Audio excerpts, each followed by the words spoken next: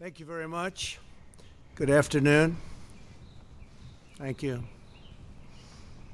I'm here today to talk about our relationship with China and several new measures to protect American security and prosperity.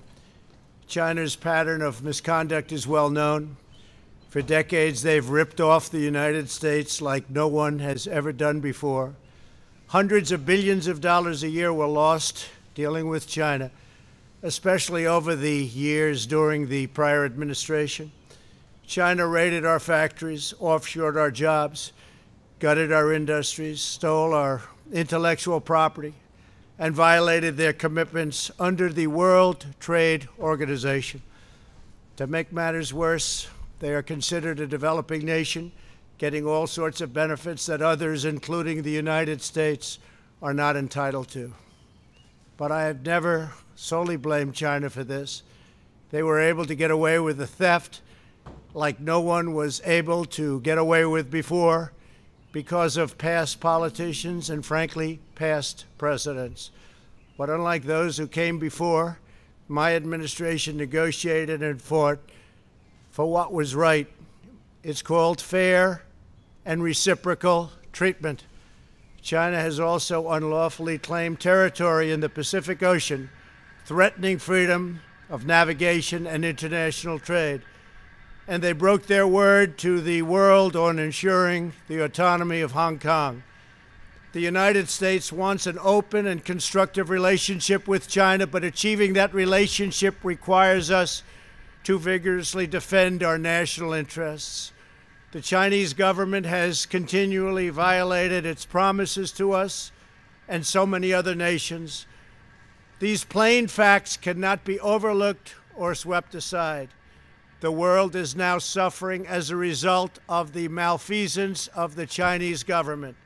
China's cover-up of the Wuhan virus allowed the disease to spread all over the world, instigating a global pandemic that has cost more than 100,000 American lives and over 1 million lives worldwide.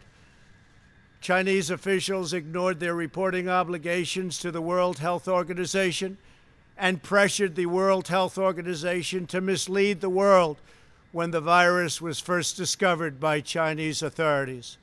Countless lives have been taken and profound economic hardship has been inflicted all around the globe. They strongly recommended against me doing the early ban from China, but I did it anyway and was proven to be 100% correct. China has total control over the World Health Organization, despite only paying $40 million per year compared to what the United States has been paying, which is approximately $450 million a year. We have detailed the reforms that it must make and engage with them directly, but they have refused to act. Because they have failed to make the requested and greatly needed reforms, we will be today terminating our relationship with the World Health Organization and redirecting those funds to other worldwide and deserving urgent global public health needs. The world needs answers from China on the virus. We must have transparency. Why is it that China shut off infected people from Wuhan to all other parts of China?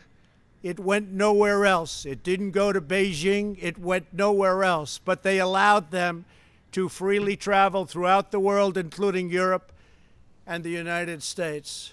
The death and destruction caused by this is incalculable. We must have answers, not only for us, but for the rest of the world. This pandemic has underscored the crucial importance of building up America's economic independence, reshoring our critical supply chains, and protecting America's scientific and technological advances. For years, the government of China has conducted illicit espionage to steal our industrial secrets, of which there are many. Today, I will issue a proclamation to better secure our nation's vital university research and to suspend the entry of certain foreign nationals from China who we have identified as potential security risks. I am also taking action to protect the integrity of America's financial system, by far the best in the world. I am instructing my presidential working group on financial markets to study the differing practices of Chinese companies listed on the U.S. financial markets with the goal of protecting American investors. Investment firms should not be subjecting their clients to the hidden and undue risks associated with financing Chinese companies that do not play by the same rules. Americans are entitled to fairness and transparency. Several of the most significant actions we're taking pertain to deeply troubling situations unfolding in Hong Kong. This week, China unilaterally imposed control over Hong Kong's security. This was a plain violation of Beijing's treaty obligations with the United Kingdom in the Declaration of 1984 and explicit provisions of Hong Kong's Basic Law. It has 27 years to go. The Chinese government's move against Hong Kong is the latest in a series of measures that are diminishing the city's long-standing and very proud status. This is a tragedy for the people of Hong Kong, the people of China, and indeed the people of the world. China claims it is protecting national security. But the truth is that Hong Kong was secure and prosperous as a free society. Beijing's decision reverses all of that. It extends the reach of China's invasive state security apparatus into what was formerly a bastion of liberty. China's latest incursion, along with other recent developments that degraded the territory's freedoms, makes clear that Hong Kong is no longer sufficiently autonomous to warrant the special treatment that we have afforded the territory since the handover. China has replaced its promised formula of one country, two systems with one country, one system. Therefore, I am directing my administration to begin the process of eliminating policy exemptions that give Hong Kong different and special treatment. My announcement today will affect the full range of agreements we have with Hong Kong, from our extradition treaty to our export controls on dual-use technologies and more, with few exceptions. We will be revising the State Department's travel advisory for Hong Kong to reflect the increased danger of surveillance and punishment by the Chinese state security apparatus. We will take action to revoke Hong Kong's preferential treatment as a separate customs and travel territory from the rest of China. The United States will also take necessary steps to sanction PRC and Hong Kong officials directly or indirectly involved in eroding Hong Kong's autonomy and just, if you take a look, smothering, absolutely smothering Hong Kong's freedom. Our actions will be strong. Our actions will be meaningful.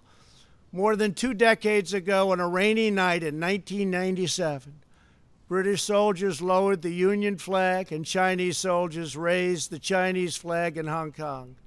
The people of Hong Kong felt simultaneously proud of their Chinese heritage and their unique Hong Kong identity.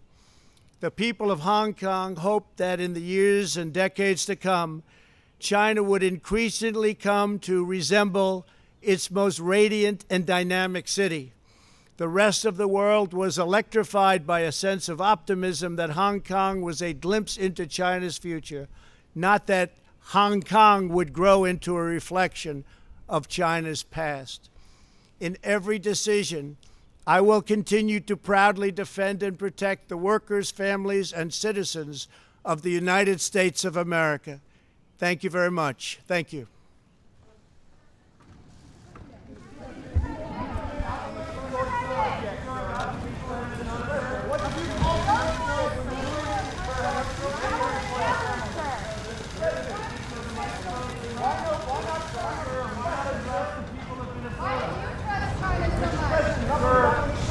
Sir, why not address Minnesota, sir? Billed as a news conference, wasn't it? Ah.